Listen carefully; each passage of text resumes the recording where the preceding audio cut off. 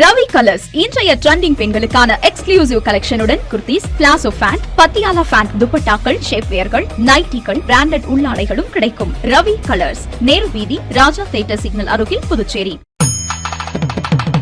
மஞ்சள் நீர், நிச்சயதார்த்தம், சீமந்தம், பிறந்த நாள், காதணி விழா போன்ற உங்கள் வீட்டு சுப நிகழ்ச்சிகளை நெருங்கிய உறவினர்களுடன் குறைந்த வாடகையில் சிறப்பாக நடத்திக் கொள்ள வாடகை வெறும் ரூபாய் 59,000 மட்டுமே.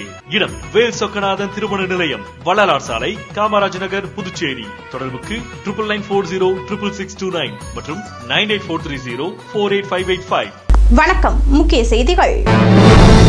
என்ஆர் காங்கிரஸ் பாரதிய ஜனதா கட்சி இடையே தொகுதி பங்கீடு குறித்து நீடிக்கும் இழுபறி. முதலமைச்சர் புதுவை திரும்பியவுடன் இறுதியாகும் என தகவல்.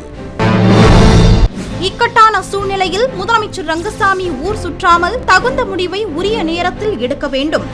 லட்சிய ஜனநாயக கட்சி தலைவர் ஜோஸ் சார்லஸ் மார்டின் வலியுறுத்தல். தேர்தல் பார்வையாளர்களின் ஆலோசனைகளை பின்பற்ற வேண்டும். அதிகாரிகளுக்கு மாவட்ட ஆட்சியர் குலோத்துங்கன் அறிவுறுத்தல். மார்ச் 21 ரம்ஜான் அரசு விடுமுறை நாளாக அறிவிப்பு. அன்றைய தினம் வேட்புமனு தாக்கல் செய்ய முடியாது என தலைமை தேர்தல் அதிகாரி தகவல். நம்ம பாண்டிச்சேரிக்கு ரிலையன்ஸ் ஃபேஷன் வேர்ல்ட் வந்தாச்சு. குவாலிட்டியான பிராண்டட் ஆடைகள் கம்மியான விலையில. எங்க தெரியுமா? அண்ணா சாலை ரத்னா தியேட்டர் பக்கத்துல இருக்க நம்ம ரிலையன்ஸ் ஃபேஷன் வேர்ல்ட் தான். இங்க கலெக்ஷன்ஸ் எல்லாமே ட்ரெண்டுக்கு ஏத்த மாதிரி இருக்கு. 1999 ரூபாய்க்கு மேல பர்ச்சேஸ் பண்ற அனைவருக்கும் Cello brand kettle, John Players duffel bag மற்றும் அமெரிக்கன் டூரிஸ்டர் ட்ராலி பேக் போன்ற பரிசுகளும் இருக்கு. பிராண்டட் ஆடைகள் வாங்க Anna Salai Reliance Fashion World வாங்க. Reliance Fashion World, Anna Salai Ratna theatre அருகில், புதுச்சேரி. இனி விரிவான செய்திகள்.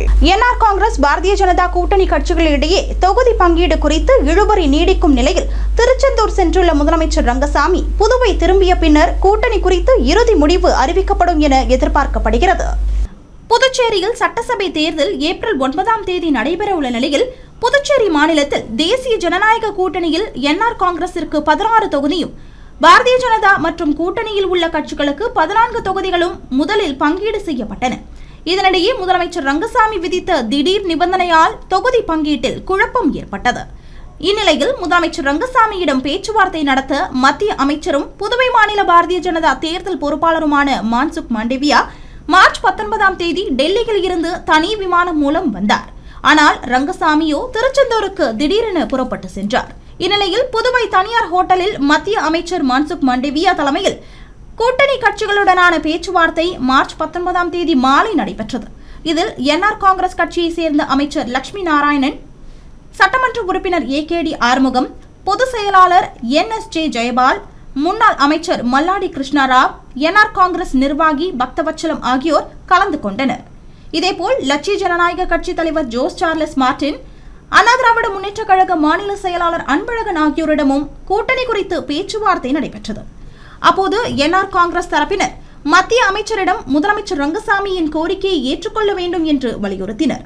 தொடர்ந்து பேச்சுவார்த்தைக்கு பின் அமைச்சர் லட்சுமி நாராயணன் செய்தியாளர்களை சந்தித்து பேசிய போது கூட்டணி குறித்து மார்ச் 20 இறுதி முடிவு தெரிவிக்கப்படும் என்று கூறினார். இதனிடையே லட்சிய ஜனநாயக கட்சியை நீக்கினால் மட்டுமே கூட்டணி என பாரதிய ஜனதா கட்சிக்கு என்ஆர் காங்கிரஸ் நிபந்தனை விதித்திருப்பதாக கூறப்படும் நிலையில் இதுகுறித்து நண்பகல் 12 மணிக்கு புதுச்சேரி திரும்பும் முதலமைச்சர் ரங்கசாமி என்ஆர் காங்கிரசாருடன் அவசர ஆலோசனை மேற்கொள்ள உள்ளதாக கூறப்படுகிறது. அதன் பிறகு இறுதி முடிவு தெரியவரும் என எதிர்பார்க்கப்படுகிறது. கூட்டணி குறித்து பேச்சுவார்த்தை நடைபெறும் இந்த சூழலில் முதலமைச்சர் ரங்கசாமி ஊர் சுற்றாமல் விரைந்து தனது முடிவை எடுக்க வேண்டும் என்று லட்சிய ஜனநாயக கட்சி தலைவர் ஜோஸ் சார்லஸ் மார்டின் தெரிவித்துள்ளார். என்ஆர் காங்கிரஸ் மற்றும் பாரதிய ஜனதா கூட்டணி கட்சிகள் இடையே தொகுதி பங்கீடு குறித்து இழுபறி நீடித்து வரும் நிலையில் லட்சிய ஜனநாயக கட்சி தலைவர் ஜோஸ் சார்லஸ் மார்டின் பாரதிய ஜனதா நிர்வாகிகளை சந்தித்து பேசினார். அதன் பின்னர் செய்தியாளர்களை சந்தித்து பேசிய அவர் கூட்டணியில் குழப்பம் நீடித்து வருவதாகவும், தாங்கள் மனு தாக்கல் செய்ய காத்திருப்பதாகவும், எல்லாவற்றுக்கும் தயாராக இருப்பதாகவும் கூறினார். மேலும் முடிவை சீக்கிரம் சொன்னால் நன்றாக இருக்கும் என்றும், முதலமைச்சர் ரங்கசாமி தான் இதில் முடிவு சொல்ல வேண்டும் என்றும் கூறிய அவர், முதலமைச்சர் இதுபோன்ற சூழ்நிலையில் ஊர் சுற்றி வருகிறார், அதை விடுத்து விரைவாக அவரது முடிவை கூற வேண்டும் என்றும் அவர் தெரிவித்தார். தொடர்ந்து ஜனநாயக கட்சியை கூட்டணியில் இருந்து நீக்க வேண்டும் என்று முதலமைச்சர் ரங்கசாமி கூறியிருப்பது குறித்து கேள்வி எழுப்பப்பட்டதற்கு பதிலளித்த ஜோஸ் சார்லஸ் மார்டின், இதற்கான காரணம் முதலமைச்சர் தங்கள் கட்சியை பார்த்து பயந்து விட்டதாக வெளி வட்டாரங்களில் பேசப்படுவதாக அவர் குறிப்பிட்டார்.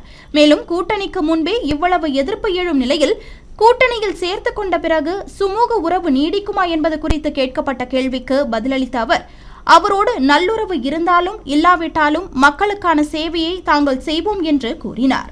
மேலும் அரசியலில் புதிதாக வந்த கட்சிக்கு இவ்வளவு அங்கீகாரம் கிடைத்துள்ளது மகிழ்ச்சி அளிப்பதாகவும், கூட்டணியில் இருந்தால் மகிழ்ச்சி, இல்லை என்றால் இரட்டிப்பு மகிழ்ச்சி என்று கூறினார். நம்மளே வலியுறுத்தல திரு சிஎம் அவர்கள் தான் சொல்லணும்.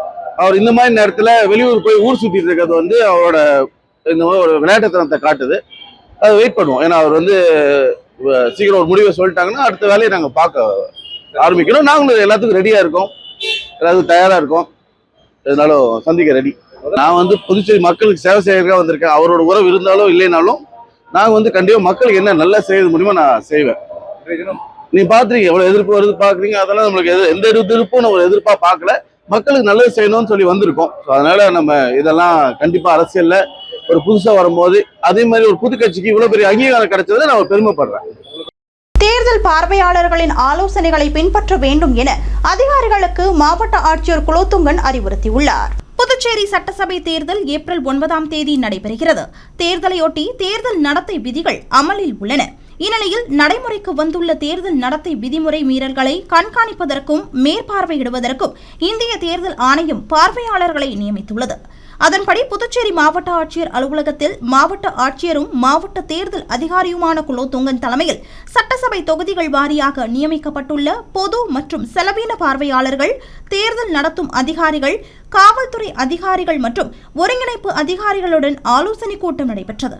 இதில் மாவட்ட தேர்தல் அதிகாரி குலோத்துங்கன் புதுச்சேரி, மாஹே, ஏனாம் ஆகிய பகுதிகளில் அமைக்கப்பட்டுள்ள வாக்குச்சாவடிகளின் எண்ணிக்கை, அவற்றுள் பதற்றமான வாக்குச்சாவடிகள் விவரம், வாக்காளர்கள், தேர்தல் பணிக்காக நியமிக்கப்பட்டுள்ள ஊழியர்கள் மற்றும் காவல்துறையினரின் எண்ணிக்கை, அவர்களுக்கு அளிக்கப்பட்ட பயிற்சி விவரம், அமலில் உள்ள தேர்தல் நடத்தை விதிமுறை மீறல்களை கண்காணிப்பதற்காக அமைக்கப்பட்டுள்ள குழுக்கள், அவைகளின் செயல்பாடுகள் மற்றும் இதுவரை மேற்கொள்ளப்பட்டுள்ள நடவடிக்கைகள் குறித்து தேர்தல் பார்வையாளர்களுக்கு விளக்கினார்.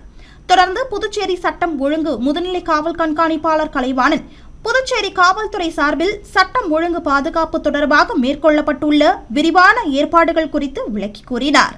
இதனைத் தொடர்ந்து மத்திய அரசின் வருமான வரித்துறை, அமலாக்கத்துறை, சரக்கு மற்றும் சேவை ஆணையர் அலுவலகம், கலால்துறை, விமானப்படை, மாநில அரசின் வணிக வரித்துறை அதிகாரிகளுடன் செலவின கண்காணிப்பு மற்றும் அமலாக்க நடவடிக்கைகள் குறித்து தேர்தல் பார்வையாளர்கள் ஆலோசனை மேற்கொண்டனர். தொடர்ந்து தேர்தல் பார்வையாளர்கள் தெரிவித்த அனைத்து ஆலோசனைகளையும் வழிகாட்டுதல்களையும் முழுமையாக பின்பற்றுமாறு தேர்தல் நடத்தும் அதிகாரிகளை மாவட்ட தேர்தல் அதிகாரி குலோத்துங்கன் கேட்டுக்கொண்டார். ரம்ஜான் பண்டிகை அன்று அரசு விடுமுறை அறிவிக்கப்பட்டுள்ளதால் அன்றைய தினம் புதுவை, காரைக்காலில் மார்ச் 21ஆம் தேதி சனிக்கிழமை வேட்புமனு தாக்கல் செய்ய முடியாது என தலைமை தேர்தல் அதிகாரி தெரிவித்துள்ளார். ரம்ஜான் பண்டிகையை முன்னிட்டு மார்ச் 20ஆம் தேதி வெள்ளிக்கிழமை மாஹே பிராந்தியத்திற்கு விடுமுறை விடப்பட்டுள்ளது. இதேபோல் புதுச்சேரி, காரைக்கால் மற்றும் ஏனாம் பகுதிகளுக்கு மார்ச் 21ஆம் தேதி சனிக்கிழமை அரசு விடுமுறை விடப்படுவதாக புதுச்சேரி அரசு சார்பு செயலாளர் ஹிரண் தெரிவித்துள்ளார். இந்நிலையில் ரம்ஜான் பண்டிகையை முன்னிட்டு மார்ச் 21ஆம் தேதி சனிக்கிழமை புதுச்சேரி, காரைக்கால், ஏனாம் பிராந்தியங்களில் பொது விடுமுறையாக அறிவிக்கப்பட்டுள்ள நிலையில் இந்திய தேர்தல் ஆணையத்தின் அறிவுறுத்தலின்படி பொது விடுமுறை நாட்களில் வேட்புமனுக்கள் பெறப்பட மாட்டாது. இதனால் புதுச்சேரி, காரைக்கால், ஏனாம் பிராந்தியத்தில் மார்ச் 21ஆம் தேதி வேட்புமனுக்களை தாக்கல் செய்ய முடியாது. ஆனால் மார்ச் 20ஆம் தேதி வழக்கம் போல் வேட்புமனு தாக்கல் செய்யலாம் எனவும், மாஹேவில் மார்ச் 20ஆம் தேதி வேட்புமனுக்கள் பெறப்பட மாட்டாது என்றும், ஆனால் மார்ச் 21ஆம் தேதி சனிக்கிழமை வேட்புமனுக்களை தாக்கல் செய்யலாம் எனவும் புதுச்சேரி தலைமை தேர்தல் அதிகாரி ஜவஹர் தெரிவித்துள்ளார். மடுகரையில் கள்ளசந்தையில் விற்க பதுக்கி வைக்கப்பட்டிருந்த 10 கேஸ் சிலிண்டர்களை உணவு கடத்தல் தடுப்பு பிரிவு காவல்துறையினர் பறிமுதல் செய்ததோடு இது தொடர்பாக முதியவர் ஒருவரையும் கைது செய்துள்ளனர். ஈரான் நாட்டின் மீது அமெரிக்காவும் இஸ்ரேலும் கூட்டாக நடத்தி வரும் போரால் பல்வேறு நாடுகளிலும் அத்தியாவசிய உபயோகத்திற்கான எரிபொருள் தட்டுப்பாடு ஏற்பட்டது. இந்தியா முழுவதும் வணிக கேஸ் சிலிண்டர்கள் தட்டுப்பாடு நிலவி வரும் நிலையில் புதுச்சேரியில் கடந்த சில நாட்களாக நிலவி வரும் வணிக சிலிண்டர்கள் தட்டுப்பாட்டால் பல்வேறு ஹோட்டல்கள் மூடப்பட்டு வருகின்றன. அதேபோல் வீட்டு உபயோக சிலிண்டரும் புக்கிங் செய்தால் நீண்ட நாட்களுக்கு பிறகே கிடைப்பதாகவும் கூறப்படுகிறது. இதனிடையே வீட்டு உபயோக சிலிண்டர்கள் கள்ளசந்தையில் அதிக விலைக்கு விற்பனை செய்யப்பட்டு வருவதாக புதுச்சேரி உணவு கடத்தல் தடுப்பு பிரிவு காவல்துறையினருக்கு புகார் வந்துள்ளது. அதன் பேரில் காவல் கண்காணிப்பாளர் மாறன், ஆய்வாளர் நியூட்டன் மற்றும் காவலர்கள் கேஸ் ஏஜென்சிகளில் தொடர்ந்து சோதனை மேற்கொண்டு வருகின்றனர். இந்நிலையில் மடுகரை பகுதியில் வீட்டு உபயோக கேஸ் சிலிண்டர்கள் பதுக்கி வைத்து கள்ளசந்தையில் அதிக விலைக்கு விற்பனை செய்யப்படுவதாக உணவு கடத்தல் தடுப்பு பிரிவு காவல்துறையினருக்கு ரகசிய தகவல் கிடைத்தது. அதன் பேரில் காவல்துறையினர் அங்கு விரைந்து சென்று விற்பனைக்காக பதுக்கி வைக்கப்பட்டிருந்த 10 கேஸ் சிலிண்டர்களை பறிமுதல் செய்தனர். மேலும் அவற்றை பதுக்கி வைத்த மடுகரையை சேர்ந்த ஷாகுல் ஹமீத் என்பவரையும் காவல்துறையினர் கைது செய்துள்ளனர். தேர்தல் நடத்தை விதிகள் அமலில் உள்ள நிலையில் தீவிர வாகன சோதனையில் ஈடுபட்டு வரும் தேர்தல் பறக்கும் படை அதிகாரிகள் முதலமைச்சர் ரங்கசாமியின் காரையும் நிறுத்தி பாரபட்சமின்றி சோதனை மேற்கொண்டனர். தேர்தல் நடத்தை விதிகள் அமலில் உள்ளதால் வாக்காளர்களுக்கு பணம், பரிசு பொருட்கள் விநியோகத்தை தடுக்க தேர்தல் கமிஷன் தீவிர நடவடிக்கை எடுத்து வருகிறது. இதனால் 50,000க்கும் மேல் உரிய ஆவணங்கள் இன்றி ரொக்கமாக எடுத்து சென்றால் பறிமுதல் செய்யப்படுகிறது. இதற்காக முக்கிய இடங்களில் தீவிர வாகன சோதனையில் தேர்தல் பறக்கும் படை அதிகாரிகளும் ஈடுபட்டு வருகின்றனர்.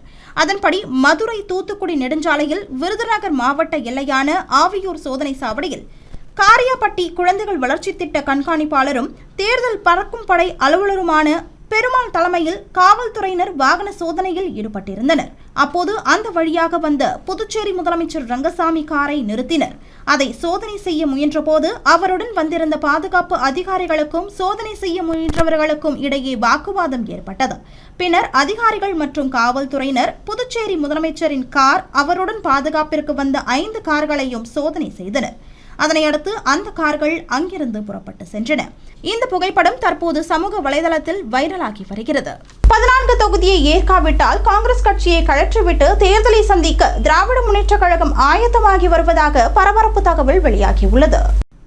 வருகிற சட்டமன்ற தேர்தலில் போட்டியிடுவதற்காக கூட்டணி கட்சிகள் இடையே தொகுதி பங்கீடு இன்னமும் இறுதியாகவில்லை.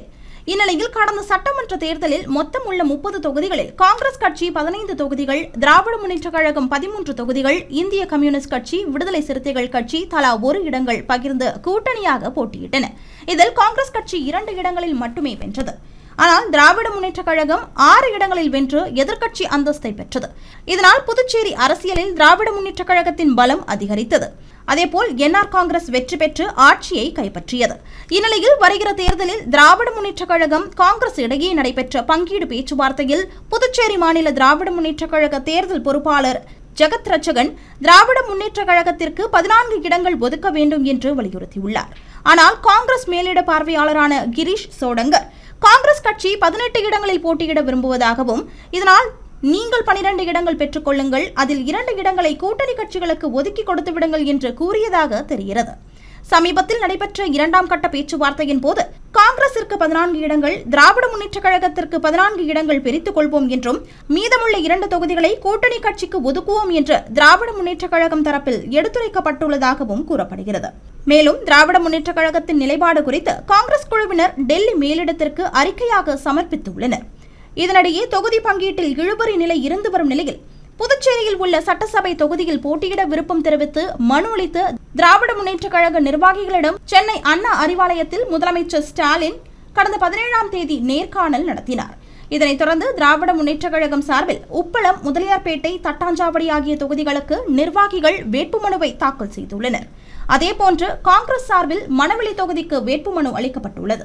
இதனால் திராவிட முன்னேற்றக் கழகம் காங்கிரஸ் கூட்டணி உறவு நீடிக்குமா என்ற கேள்வியும் புதுச்சேரி அரசியலில் எழுந்துள்ளது. இந்நிலையில் புதுச்சேரி திருபுவனை தொகுதி சுயேட்சை சட்டமன்ற உறுப்பினரான அங்காளன் மற்றும் முன்னாள் அமைச்சர் கண்ணன் மகன் விக்னேஷும் திராவிட முன்னேற்றக் கழகத்தில் இணைந்துள்ளனர். இவர்கள் 2 பேரும் இணைந்துள்ளது திராவிட முன்னேற்றக் கழகத்திற்கு வலு சேர்ப்பதாக அமைந்துள்ளது. எனவே காங்கிரஸ் கட்சி இன்று அல்லது நாளைக்குள் தொகுதி பங்கீட்டை இறுதி செய்யவில்லை என்றால் அக்கட்சியை கழட்டிவிட்டு விடுதலை சிறுத்தைகள், கம்யூனிஸ்ட் உள்ளிட்ட கட்சிகளுடன் இணைந்து தேர்தலை சந்திக்க திராவிட முன்னேற்றக் கழகம் தயாராக இருப்பதாக கூறப்படுகிறது. வேட்புமனு தாக்கல் முடிவடைய இன்னும் 2 நாட்கள் மட்டுமே இருப்பதால் திராவிட முன்னேற்றக் கழகம் சார்பில் இன்னும் சிலர் வேட்புமனுவை தாக்கல் செய்ய உள்ளதாக தகவல் வெளியாகியுள்ளது குறிப்பிடத்தக்கது. நிதி மற்றும் சமூக பாதுகாப்பின் அங்கமாக மிக குறைந்த பிரீமியம் கொண்ட மருத்துவ காப்பீடை அஞ்சல் துறை தொலைத்தொடர்பு அமைச்சகம் புதுவையில் உள்ள அஞ்சலகங்களில் அறிமுகப்படுத்தியுள்ளது. மத்திய அரசின் அஞ்சல் துறை தொலைத்தொடர்பு அமைச்சகத்தின் கீழ் நிறுவப்பட்ட இந்தியா போஸ்ட் பேமெண்ட்ஸ் வங்கி அனைத்து மக்களுக்கும் விரைவான வங்கி சேவை மற்றும் நிதி பாதுகாப்பு திட்டங்களை செயல்படுத்தி வருகிறது. அதன்படி நிதி மற்றும் சமூக பாதுகாப்பின் அங்கமாக மிக குறைந்த பிரீமியம் கொண்ட மருத்துவ காப்பீடை தற்போது அறிமுகப்படுத்தியுள்ளது. அதில் தனிநபர் ஆண்டுக்கு 2298 ரூபாய் பிரீமியம் செலுத்தி 20 லட்சம் ரூபாய் மருத்துவ காப்பீடு பெற முடியும். மேலும் இந்த திட்டம் இந்தியா போஸ்ட் பேமெண்ட்ஸ் வங்கி, நிவா பூபா மற்றும் ரிலையன்ஸ் இன்சூரன்ஸ் நிறுவனங்களுடன் இணைந்து வழங்குகிறது. தொடர்ந்து ஆண்டுக்கு 548 ரூபாய் செலுத்தி 10 லட்சம் ரூபாய் விபத்து காப்பீடு அரசு துறை நிறுவனமான நியூ இந்தியா காப்பீடு நிறுவனத்துடன் இணைந்து வழங்குகிறது. இவை விபத்தின் மூலம் ஏற்படும் மரணம், பகுதி மற்றும் நிரந்தர ஊனத்திற்கு 10 லட்சம் ரூபாய் வரை காப்பீடு வழங்கப்படும். மேலும் விபத்தின் மூலம் ஏற்படும் மருத்துவ செலவிற்கு 1 லட்சம் ரூபாய் வரை பெற முடியும். இந்த திட்டங்களில் சேர்வதற்கான சிறப்பு முகாம் வருகிற 30ஆம் தேதி வரை அனைத்து அஞ்சலகங்களிலும் நடைபெறும் என்று புதுவை அஞ்சல் கோட்ட மூத்த கண்காணிப்பாளர் இனக்கொல்லு காவியா வெளியிட்டுள்ள செய்திக்குறிப்பில் கூறப்பட்டுள்ளது. வருகிற சட்டமன்ற தேர்தலில் புதுவையில் 30 தொகுதிகளில் தனித்து போட்டியிடும் பாட்டாளி மக்கள் கட்சி சார்பில் முன்னதாக 10 தொகுதிகளில் வேட்பாளர்கள் தங்கள் வேட்புமனுவை தாக்கல் செய்தனர். புதுச்சேரியில் வருகிற ஏப்ரல் 9ஆம் தேதி வாக்குப்பதிவு நடைபெற உள்ளது. இதற்காக கட்சி வேட்பாளர்கள் தங்கள் வேட்புமனுவை தாக்கல் செய்து வருகின்றனர்.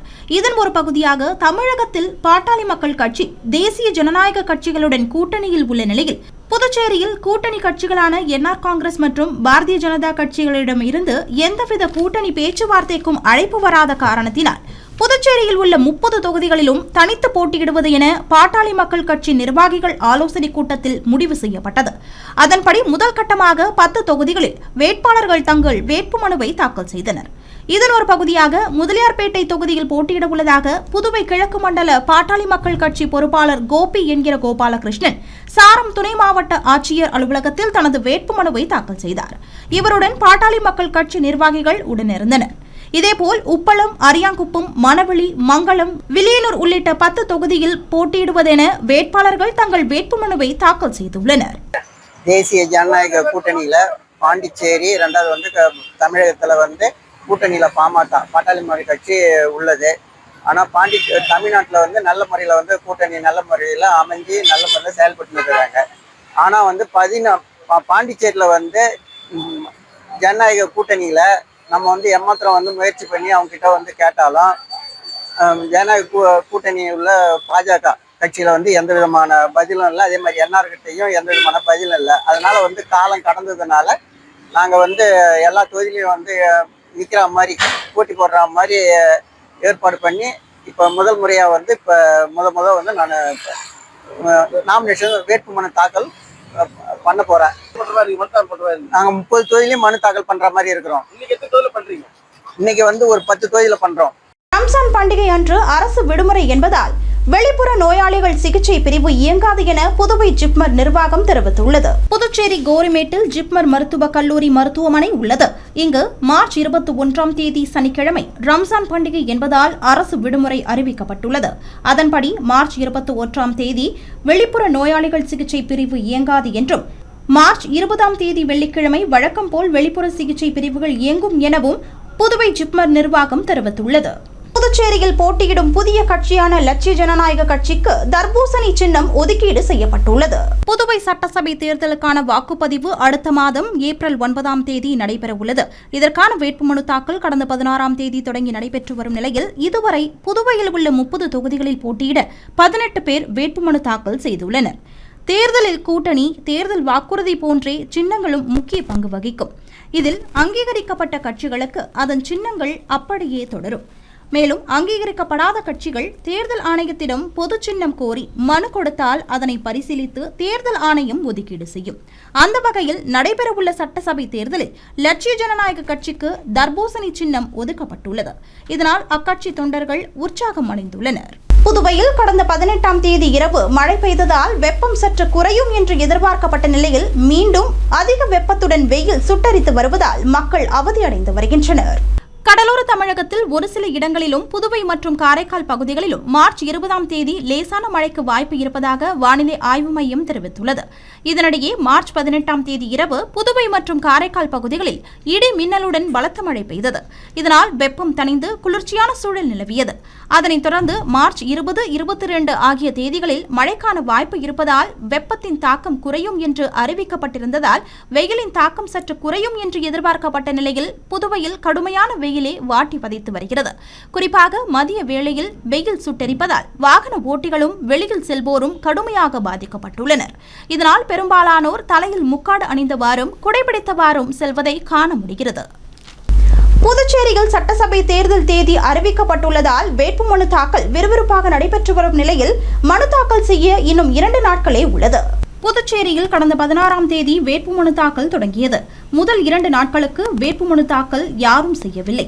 தொடர்ந்து புதுச்சேரியில் நல்ல நாள் பார்த்துதான் பலரும் மனு தாக்கல் செய்வது வழக்கமாக இருந்து வரும் நிலையில் அமாவாசை நாளான மார்ச் 18ஆம் தேதி 12 பேர் மனு தாக்கல் செய்தனர். அதனைத் தொடர்ந்து மார்ச் 19ஆம் தேதி உகந்த நாளாக இல்லை என கருதி யாரும் மனு தாக்கல் செய்யவில்லை. இந்நிலையில் மார்ச் 20ஆம் தேதி வெள்ளிக்கிழமை மற்றும் மார்ச் 23ஆம் தேதி திங்கட்கிழமை மட்டுமே இன்னும் வேட்புமனு தாக்கல் செய்ய முடியும். இதனிடையே சனி மற்றும் ஞாயிற்றுக்கிழமை விடுமுறை தினம் என்பதால் மார்ச் 20 மற்றும் 23 ஆகிய தேதிகளில் அதிகமானோர் மனு தாக்கல் செய்வார்கள் என்று எதிர்பார்க்கப்படுகிறது. இனி வருவது புதுவையில் இன்றைய தங்கம் மற்றும் வெள்ளி விலை நிலவரம். இன்றைய தங்கம் வெள்ளி விலை விவரம். புதுவையில் இன்றைய தங்கம் வெள்ளி விலை விவரம் வழங்குபவர்கள் முத்து கோல்ட் ஹவுஸ், பாண்டிச்சேரி. தங்கம் 1 கிராம் 13,835 ரூபாய். இன்றைய தங்கம் வெள்ளி விலை விவரம். வெள்ளி 10 கிராம் 2,570 ரூபாய். இத்துடன் ஏஎம்என் செய்திகள் நிறைவடைந்தன. வணக்கம். ஏஎம்என் டிவி செய்திகளை யூடியூபில் உடனுக்குடன் காண ஏஎம்என் டிவி பாண்டிச்சேரி சேனலை சப்ஸ்கிரைப் செய்யுங்கள். பெல் பட்டனை மறக்காமல் கிளிக் செய்யுங்கள்.